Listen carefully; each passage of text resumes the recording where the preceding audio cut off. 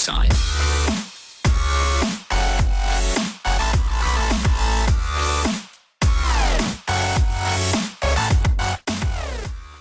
Olá a todos, meu nome é Peterson, para quem não me conhece, e hoje eu e o meu trio, que é composto pela Marina Melarel, Marcos e eu, iremos apresentar para vocês qual que é o processo de roteamento que está acontecendo entre dois computadores de uma rede.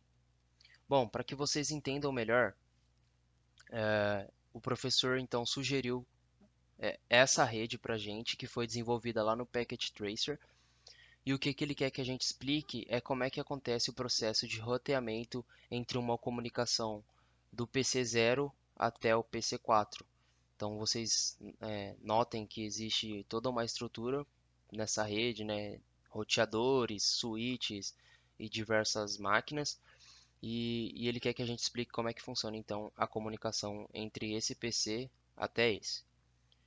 Inicialmente, então, eu vou definir aqui quais seriam o gateway padrão de cada rede.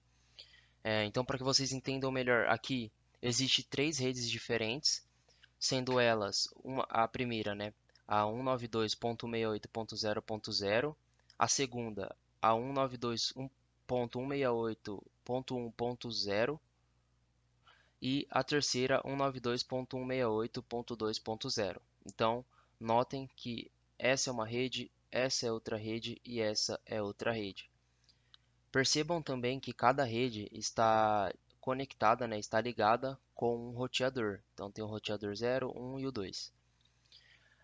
E a ideia aqui é que vocês entendam qual que é o gateway padrão de cada rede. O gateway padrão ele precisa ser definido porque quando uma máquina, qualquer dispositivo quer comunicar-se com outra máquina que esteja fora da sua rede, ela precisa passar por um roteador. No caso, ela tem que ter então definido um gateway padrão, ou em outras palavras, um roteador padrão. Nesse caso, como o professor quer que o PC 0 se comunique com o PC 4, é necessário que exista um roteador que faça a intermediação entre essa comunicação e, consequentemente, ele vai ter que ser o roteador padrão. Então, vamos supor que, por exemplo, o IP desse PC 0 seja 192.168.0.1 e o desse computador seja 192.168.0.2. Então, os IPs estão definidos, mas dentro de cada computador você precisa definir também qual que é o roteador padrão ou gateway padrão daquela rede. Então vamos supor que o IP dessa conexão com esse roteador seja 192.168.0.3. E aí, aqui dentro dessas máquinas, nós definimos lá no sistema operacional, que seja Windows, Linux, etc. Você vai lá e define que esse IP 192.168.0.3, que eu acabei de falar, é o roteador padrão dessa rede aqui. Consequentemente, você terá que fazer isso também para as outras redes.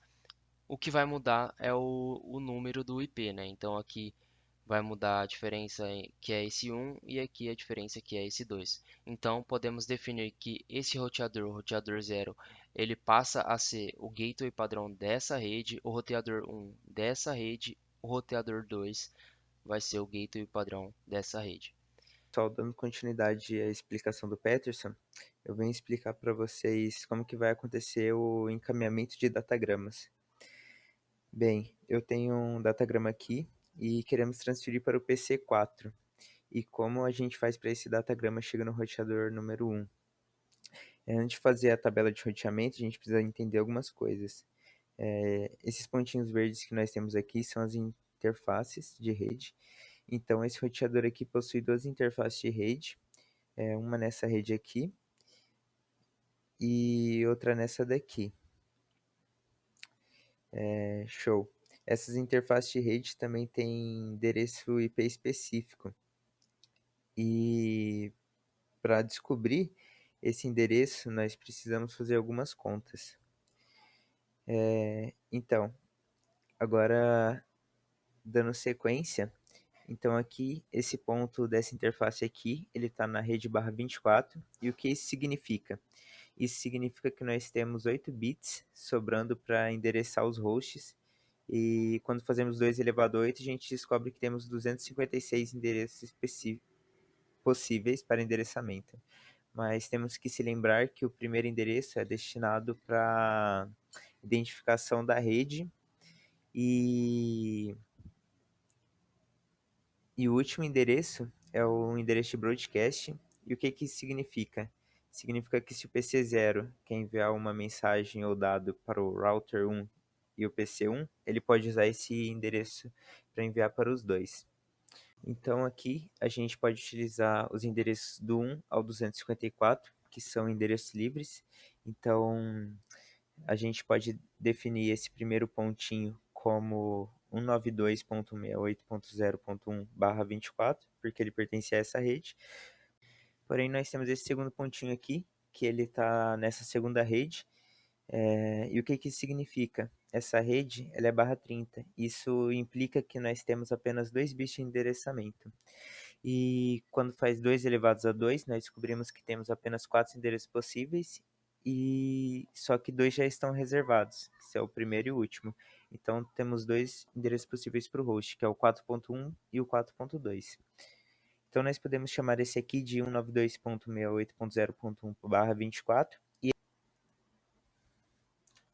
esse daqui de 192.168.4.1/30. Então nós teríamos uma coisa mais ou menos assim: 192.68.0.1/24 nesse interface aqui, 192.68.4.1/30 nessa outra aqui, 192.1.8/.4/.2/30 nessa interface aqui. E isso aqui é uma rede ponto a ponto, então por isso nós temos apenas 2 endereços, e mais que isso seria exagero. Então esses 2 endereços fazem parte da mesma rede, então por isso é 4.1 e 4.2. Esse daqui segue o mesmo padrão desse outro. A única coisa que muda é que agora ele é 4.4, então a gente começa a contar a partir do 4, e aqui a gente contava a partir do 0, e aqui a gente conta a partir do 4. Então aqui ficou 192.68.4.5/30 e aqui 192.68.4.6/30. Aqui segue o mesmo padrão desse primeiro, mas como a rede é outra, que é a rede 2 e aqui é a rede 1 e aqui é a rede 0, ele muda, certo?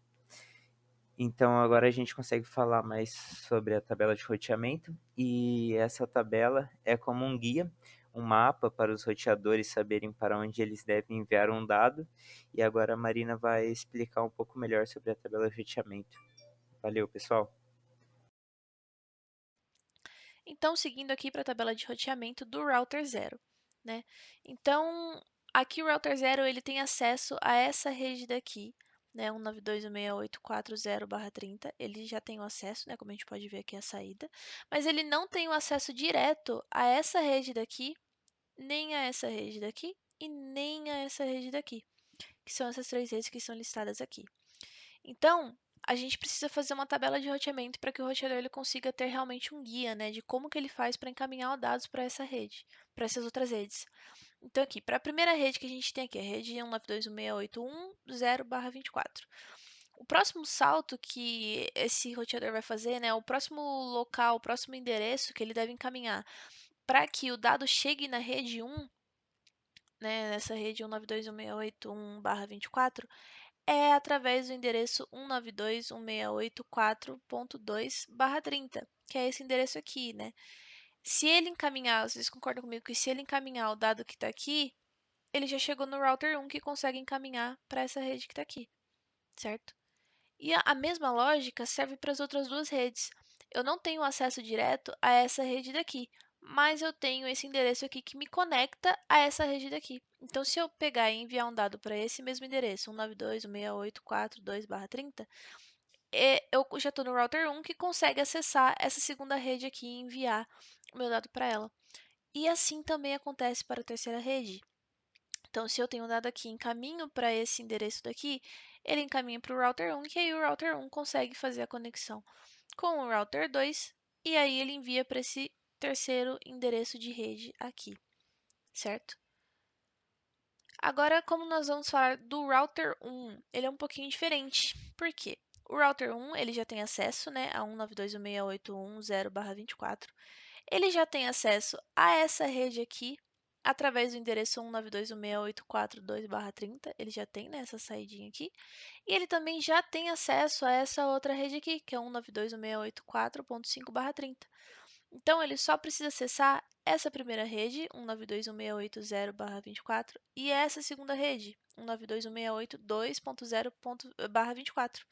Então, ele tem duas opções. Se ele quer acessar aqui a rede do router 0, né, a 192.168.0.0/24, ele consegue acessar através desse endereço aqui, 192.168.4.1/30. Então, ele já tem esse endereço aqui, ele já tem acesso, né, esse endereço, e ele consegue encaminhar para esse daqui, que consegue fazer o resto do encaminhamento para essa rede daqui. E assim acontece também com o router número 2. A gente através do endereço 192.168.4.5/30, a gente tem acesso a 192.168.4.6/30, que logo esse endereço aqui também tem acesso a 192.168.2.0. Então, se a gente quer fazer esse caminho aqui, a gente tem esse ponto de acesso. Se a gente quer fazer esse caminho aqui, a gente tem esse outro ponto de acesso para ficar encarregado de terminar o envio dos dados, né, pra gente. E o router número 2, ele segue a mesma lógica do router 0, né? Ele já tem acesso à rede 192.168.2.0/24, né? E ele também tem acesso a essa rede aqui, 192.168.4.4/30. Então, o ponto de conexão, o ponto de acesso dele, na verdade, para as outras redes, para a rede 192.168.1.0/24, 192.168.4.0/30 e 192.168.0.0/24, é esse pontinho aqui, o 192.168.4.5.30. Então, ele vai ser o next hop, né, para todas as outras redes. Ele é o nosso ponto de conexão, de envio a essas outras redes. Então, se eu quiser enviar para 192.168.1.0/24, a 192.168.4.0/30 e a 192.168.0.0/24, não importa para qual dessas três redes eu quero enviar, o nosso ponto de conexão, né, o nosso ponto de acesso a essas outras redes é o 192.168.4.5/30. Essa foi então a nossa apresentação. Espero que tenha ficado claro. Se alguém tiver alguma dúvida, pode entrar em contato com a gente. Muito obrigada pela atenção de vocês. Now the world don't move to the beat of just one drum. What might be right for you may not be right for some.